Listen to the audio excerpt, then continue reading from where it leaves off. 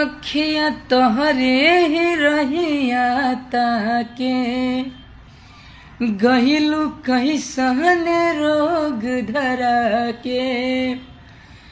अखिया तोहरे ही रहिया ताके गहिलू कैसन रोग धरा के।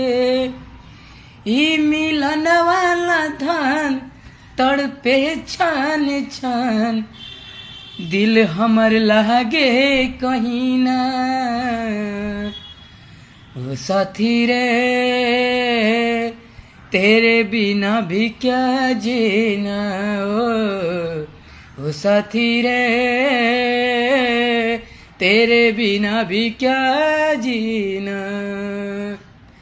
अखियाँ तोहरे ही रहिया ताके गइलू कैसन रोग धरा के।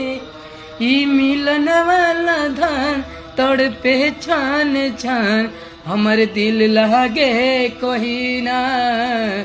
ए साथी रे